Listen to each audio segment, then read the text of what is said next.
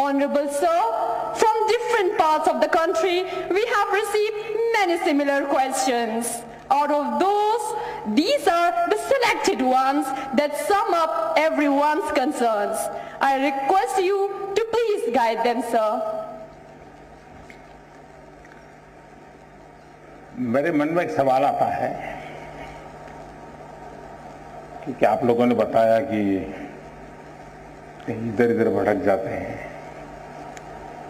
थोड़ा अपने आप को पूछिए कि जब आप ऑनलाइन रीडिंग करते हैं तो सचमुच में रीडिंग करते हैं कि रील देखते हैं?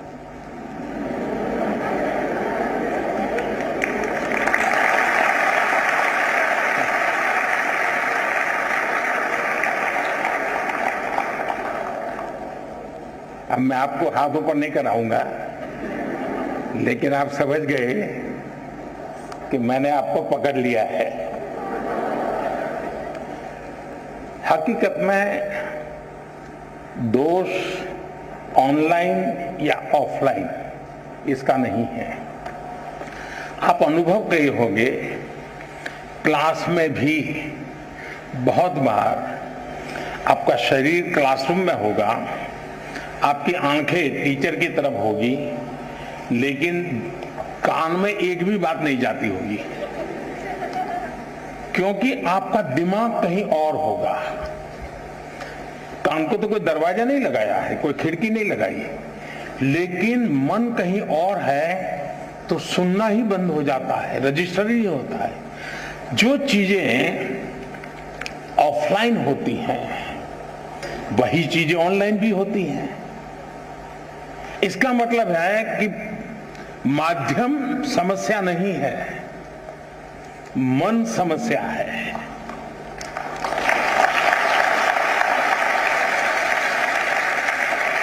माध्यम ऑनलाइन हो या ऑफलाइन, अगर मेरा मन पूरी तरह उससे जुड़ा हुआ है, उसमें डूबा हुआ है, मेरा एक खोजी मन है जो उसकी बारीकियों को पकड़ने की कोशिश कर रहा है, तो आपके लिए ऑनलाइन या ऑफलाइन मैं नहीं मानता हूं कि कोई फर्क पड़ सकता है। और इसलिए हम, जैसे युग बदलता है तो माध्यम भी बदलते रहते हैं।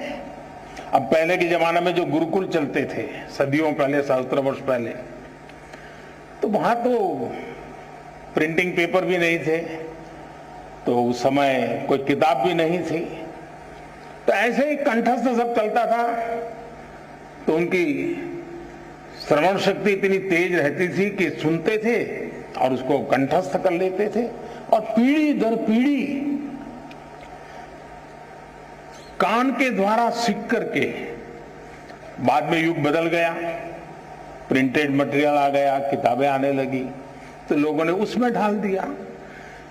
ये इवोल्यूशन लगातार चलता रहा है, ये, और यही तो मानव जीवन की विशेषता है। तो वो इवोल्यूशन का एक हिस्सा है कि आज हम डिजिटल गैजेट के माध्यम से, नए टेक्नोलॉजिकल टूल के माध्यम से बड़ी आसानी से चीजों को प्राप्त कर सकते हैं और बड़े व्यापक रूप से प्राप्त कर सकते हैं। इसे हमने एक अपॉर्चुनिटी मानना चाहिए, हमने इसे समस्या नहीं मानना चाहिए। लेकिन ये भी सही है कि कभी हमने एक कोशिश करनी चाहिए, हम ऑनलाइन हमारी पढ़ाई को एक रिवॉर्ड के रूप में अपने टाइम टेबल में रख सकते हैं। मुझे पक्का विश्वास है कि मान लीजिए आपने आपके टीचर के द्वारा मिली हुई नोट्स और स्टैंडर्ड मटेरियल कहीं आपको ऑनलाइन अवेलेबल है, दोनों को बराबर देखेंगे तो आप ही उसका वैल्यू एडिशन कर सकते हैं। आप कहेंगे हाँ टीचर ने इतना बताया था, मुझे इतना याद रहा था, लेकिन यहाँ दो चीजें मुझे अच्छी मिल गई हैं, अच्छे तरीके से मिल गई है, मैं दोनों का जोड़ कर दूंगा, तो वो आपकी ताकत बहुत बढ़ा देंगे। ऑनलाइन का दूसरा लाभ ये है, आखिरकार शिक्षा का एक हिस्सा है ज्ञान अर्जन करना। अब ऑनलाइन और ऑफलाइन का सिद्धांत क्या हो सकता है? मैं मानता हूं ऑनलाइन पाने के लिए है, ऑफलाइन बनने के लिए है।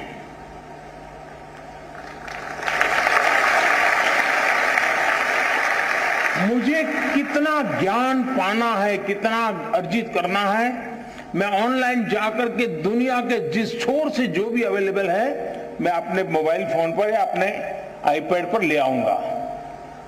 इसको मैं अंगीकार। और ऑफलाइन जो मैंने वहां पाया है उसको पनपने के लिए मैं अवसर दूंगा। मैं ऑफलाइन उस जो चीजों को, मैं आप मान लीजिए यहां साउथ इंडिया के साथियों ने मुझे पूछा, आखिर में बड़ा कम करते हुए बात हुई, टीचर महोदय ने पूछा, तो मैं ये कहूंगा कि मां ऑनलाइन आपने डोसा कैसे बनता है, कौन से इंग्रेडिएंट होते हैं, क्या प्रोसेस होता है, सब देख कर लिया, लेकिन पेट भरेगा क्या? बढ़िया से बढ़िया डोसा आपने कंप्यूटर पर बना दिया, सारे इंग्रेडिएंट का उपयोग कर लिया, पेट भरेगा क्या? लेकिन वो ज्ञान अगर आपने कोशिश की और डोसा बना दिया तो पेट भरेगा या नहीं भरेगा? तो ऑनलाइन को आपका आधार मजबूत करने के लिए उपयोग करें, आपको ऑफलाइन में उसको जाकर के जीवन में साकार करना है। शिक्षा का भी ऐसा ही है। पहले आपकी जो किताब है वो, आपके जो टीचर है वो, आपका जो सराउंडिंग्स है वो, बहुत सीमित साधन थे ज्ञान प्राप्त करने के। आज असीमित संसाधन है, इसलिए आप अपने आप को कितना व्यापक कर सकते हैं, खुद का विस्तार कितना कर सकते हैं, उतनी ही चीजें आप उसको एडॉप्ट करते जाएंगे।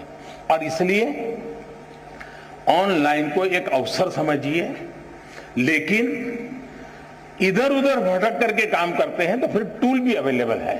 आपने देखा होगा आपके हर गैजेट में टूल है जो आपको इंस्ट्रक्शन देते हैं, वार्निंग देते हैं, ये करो, ये मत करो, अब रुक जाओ, थोड़ी देर आराम करो, अब 15 मिनट के बाद फिर आना है तो वो 15 मिनट के बाद आएंगे।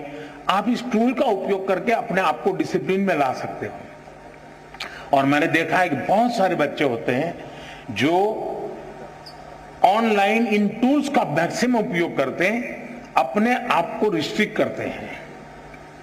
दूसरा, जीवन में खुद से भी जुड़ना ये भी उतना ही महत्व है जितना आईपैड के अंदर घुसने में आनंद आता है, मोबाइल फोन के अंदर घुसने में आनंद होता है, उससे हजारों गुना आनंद अपने भीतर घुसने का भी होता है। तो दिन भर में कुछ पल ऐसे निकालिए कि जब आप ऑनलाइन भी नहीं होंगे, ऑफलाइन नहीं होंगे, इनर लाइन होंगे। जितना अंदर जाएंगे आप अपनी ऊर्जा को अनुभव करेंगे। अगर इन चीजों को कर लेते हैं तो मुझे नहीं लगता है कि ये सारे संकट आपके लिए कठिनाई पैदा करेंगे।